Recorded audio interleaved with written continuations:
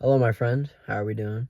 We're back at it again. And today I'm going to share with you my process for building a workout split. Because I think something my younger self really could have used is direction on how to build like a more I'm not a pro exactly at this, but I've learned a lot recently on how to really program better. And so I'm going to share my process with you. All right. So yeah, just like programming is so useful because it keeps you on track. It allows you just to know what you're doing, so you're not going into the gym like, oh, I'm going to try and lift some weights and, I'm going to get swole. Haha. So yeah, programming is huge, okay? If you're a beginner, honestly, I just outsource it to a coach because you probably don't know what the heck you're doing. Or listen to me, that works too.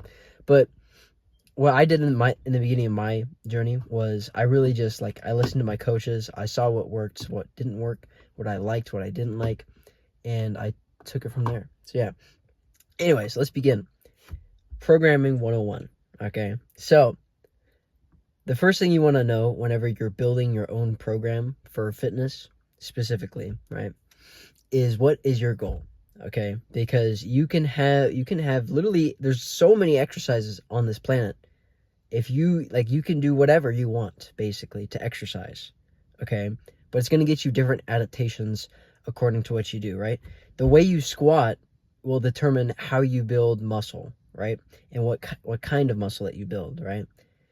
So it's really important you understand like sets and reps basically, right? So just know what your goal is. That's the first thing, right? Know what your goal is, and then you can adjust the sets, the reps, what you're doing, all in accordance to that, right? And you got to understand, and you also have to understand how heavy you want to go towards this goal, okay? Because if you spread yourself too thin, you say, oh, I want to build endurance, strength, and power and speed. Like it just doesn't work like that because some of these things are antagonistic to each other, right? So like for example, if you want to build power, right, that's whenever you're super fresh, you're strong, right? So you can lift heavy weights fast, right? That's basically power, right? Or you run fast or you jump high, right? Power. If you're fatigued, right, then that doesn't build power. That doesn't help you build power because in order to build power, you need to be basically fresh, right? To have maximal force production and whatnot, right? And so if you have an endurance aspect to that, and you're gonna be, what's it called, like colliding interests basically, and it's not going to be as effective as if you periodized it to where you focused on one and then shifted over to the other, right? So just understand what your goal is and how heavy you want to lean into it. So for example, like this summer, my goal was to get faster, more explosive, and stronger, right? I kind of achieved that goal, I'll be honest. Not to the greatest extent that I think I could have, but I got stronger nonetheless, right? So what I did was, instead of doing a lot more endurance training and doing more reps to build up muscular endurance and whatnot and running a bunch, what I did instead was I did jumps, I did heavy lifts, I did sprints, and that sort of thing. So I would build up fast twitch muscle fibers, like power, right? And it wasn't super fatiguing. Okay, so that's just my example of that. So yeah, your goal is super important. Okay, I'd say that's honestly the biggest thing, because because if you want a certain adaptation and then you don't train according to that, then you're just kind of wasting your time and you're just going it's it's not gonna work out. My dog is whining outside my car, bro. Jeez. Anyways, after you have your goal, now it's time for exercise selection. Okay, so actually we should talk about time available. Actually, we can talk about exercise selection after that, but time available is super important, and flexibility, right? Because you need to know, okay, in order to achieve this goal, how much time am I allowing myself to train? Like how many days per week, how many hours, right? How many sessions, what how much time do I have to achieve this goal, right? How many months Am I giving myself, etc., etc., right? So giving yourself a time frame and how often, like the frequency, is going to be super key, right? And just also have that in accordance to your level and what you want, what you like to do.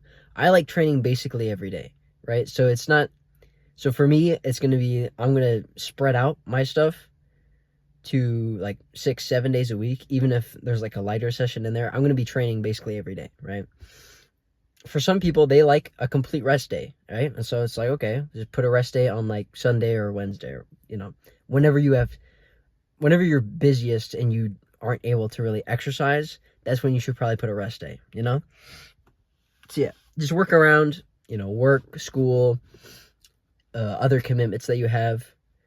But just understand what your goal is, right? If your goal is to really get fit, get into shape, get fit, then you should probably up that time and just prioritize it more if that's like a genuine goal of yours and you want to like make progress in it. So yeah, there's that. But also be flexible, okay? Whenever I say like I train 7 days a week, some days I don't hit the same workout, right? Some days I end up not being able to train, right? So the next day I just hit, so let's just say like I miss Monday's workout. On Tuesday, I'm just going to hit Monday's workout, right? And then just shift it down a day, right? Shift it forward a day and then just get regular on Monday, right? Like it's not going to be, yeah, like I'm not going to be super strict about it. And if I just can't make Mondays, then like I'm not going to miss the Monday workout, if that makes sense. So just being flexible with your schedule, because life does happen. Being flexible is super helpful because it'll allow you to just get more work done instead of being like, oh, I only do Monday's workout on Monday. No, you should be able to, flip-flop it to whenever you are able to do it. Okay, so yeah. I think that covers it. Yeah, I think that covers flexibility. Just be flexible with it, right? Just understand like some days you're not going to be able to hit it, so just hit it the next day and just move your split down a week. Down a day, sorry. Exercise selection. Okay. We'll talk about exercise selection and like rep schemes. Okay. So exercise selection.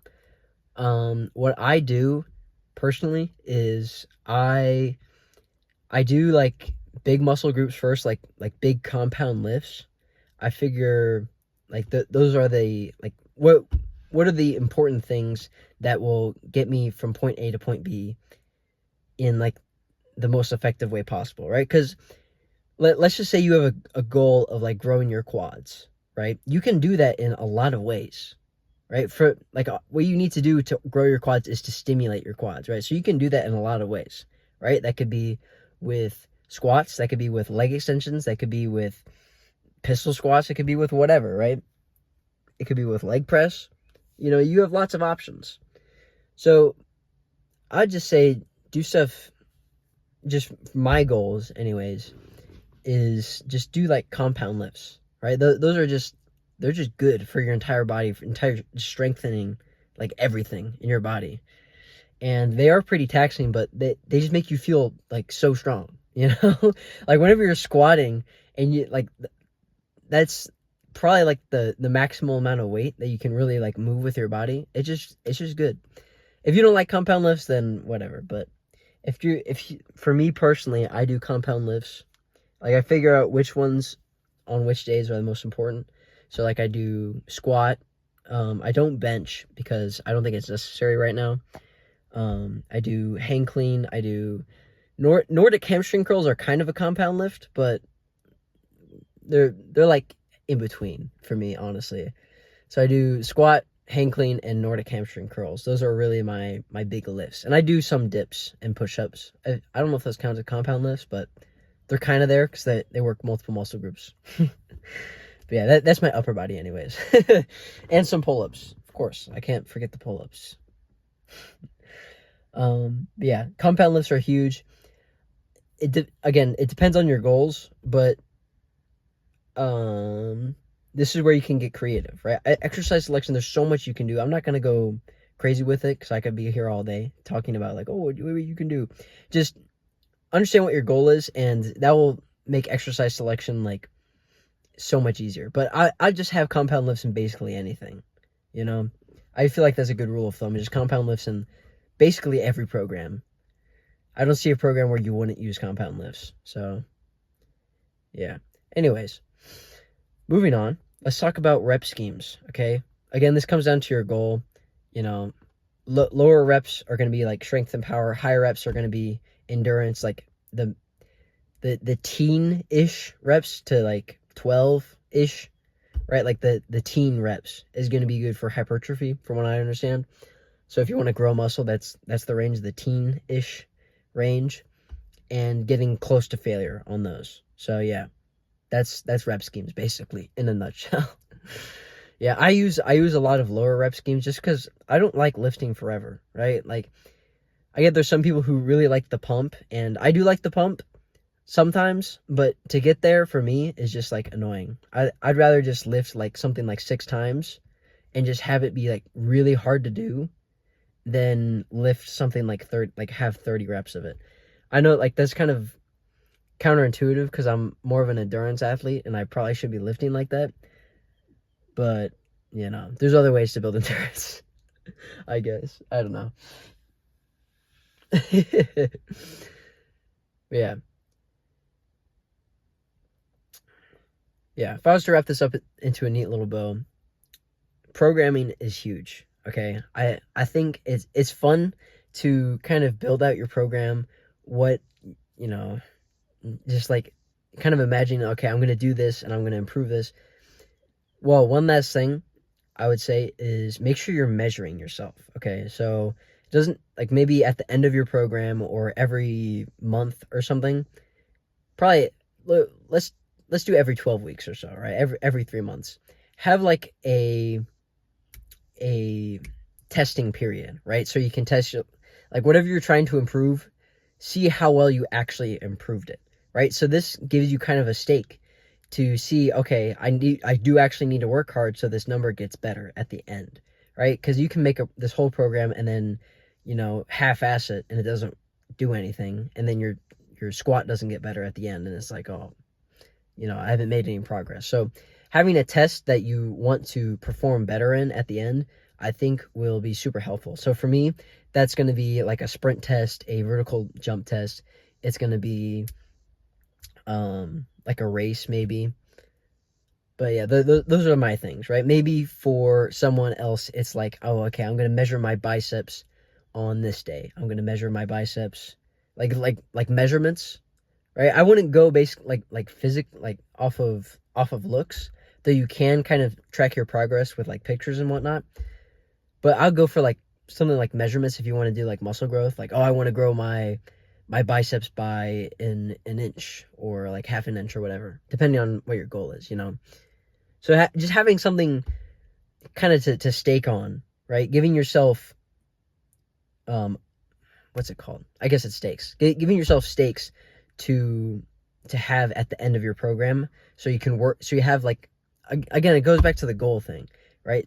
So then you're working hard throughout your program. You're pushing yourself as much as you can. I think that's another huge thing that I kind of overlooked before. One huge mistake that I made, a couple of mistakes that I made, was one, I was trying to, you know, bodybuild and like get huge and like big and whatnot, but I didn't have like a proper goal. I was like, oh, I'm gonna get big, and two, I was also like, oh, I'm gonna be super good at track, which doesn't really track. I get it. If you're a bigger guy and you run distance, it just doesn't like match up typically, right? Some muscle does help, you know, if you're running like 800 meters, but it gets to a point to where whenever you're adding like weight, it just doesn't help you distance run, if that makes sense. It doesn't help your VO2 max, you know, your cardio at all. And those are two mistakes I made. Is like I was going down like the wrong path for the wrong thing, and I didn't have like an end goal. I didn't have like a proper split for what I wanted to get better at. So yeah, I made a lot of mistakes in November of 2023. I'll be honest, I made a lot of mistakes, but you live and you learn. Okay, I'm gonna get out of this hot ass car. I hope you learned something. I hope this helps. I know this is kind of drawn out, but this is just my process. If I could wrap this up to a neat little bow, your goal is the most important thing. That will align everything to what you want to achieve. Exercise selection, how long you have, whatever.